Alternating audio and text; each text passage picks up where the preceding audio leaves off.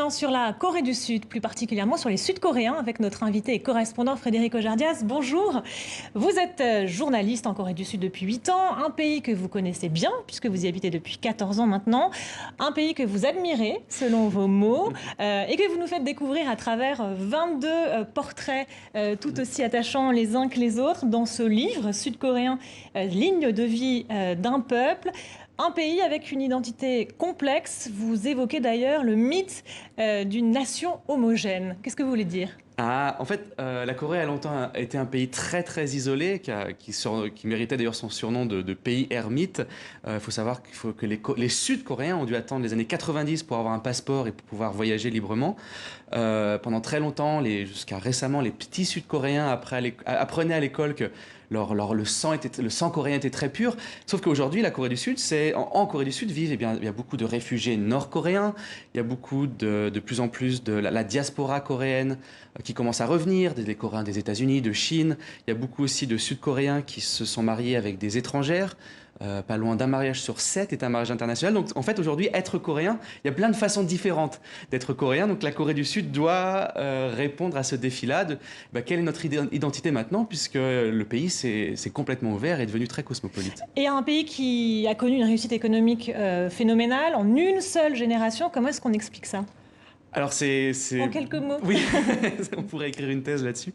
En fait, à la base du développement spectaculaire de la Corée du Sud, il y a à la fois les Coréens eux-mêmes, un peuple très éduqué qui, à cause de leurs habitudes ou leurs coutumes confucianistes, mettent beaucoup l'accent sur l'éducation. Et c'est aussi les chaebols, ce qu'on appelle les chaebols, qui sont ces grands conglomérats familiaux sur lesquels le gouvernement, dans les années 60, a parié. Le gouvernement a choisi quelques chaebols et a décidé d'en faire des champions du monde, des champions de l'exportation.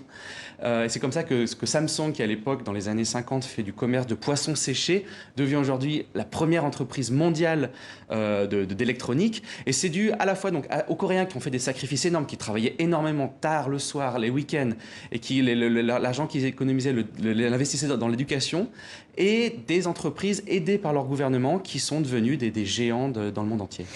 Et les Sud-Coréens, c'est ce que vous dites dans votre livre, entretiennent une relation d'amour-haine avec ces chaebols, donc ces grands conglomérats, ces conglomérats familiaux. On pense à Samsung, on pense à Hyundai, on pense aussi aux récents événements. L'ex-héritier de Samsung incarcéré en 2017 dans une affaire de corruption qui a entraîné la destitution à l'époque de la présidente Park Geun-hye. Les Coréens se sont révoltés avec, on s'en souvient, ces manifestations à la bougie. Comment est-ce que vous expliquez cette révolte des Coréens, des Sud-Coréens ? Alors, les Coréens, déjà, il y a un vrai goût de la lutte en commun, c'est ça, de la lutte en commun. Et les Coréens, il faut savoir que la démocratie, c'est eux qui l'ont gagnée. Il y a dans les années 60, des années 80, ils vivent sous la botte de plusieurs régimes militaires. Et c'est à force de démonstrations, de manifestations, de luttes parfois très très violentes. Ils ont eu des militants pour la démocratie qui sont morts en prison. Il y a de la torture, ça a été vraiment très très dur. Donc ils sont très très fiers d'avoir obtenu eux-mêmes la démocratie. Et Park Geun-hye, eh bien, pour eux, représentait un peu un retour en arrière. Park Geun-hye, c'était la fille d'un général, le dictateur Park Chung-hee.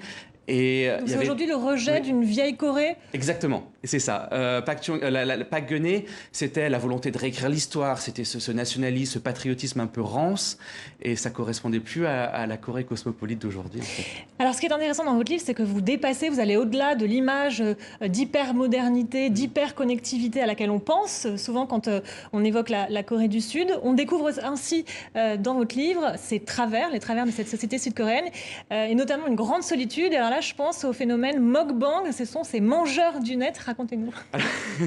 Alors les mangeurs du net, c'est quelque chose d'anecdotique et en même temps, ça veut dire beaucoup. Exactement, sur la société. Ouais. Je voulais en parler à la fois parce que c'est tellement étonnant, c'est amusant, mais aussi le sujet est grave. Les mangeurs du net, c'est des gens qui mangent devant leur webcam et qui sont payés par des centaines, voire des milliers d'internautes qui payent pour les regarder manger.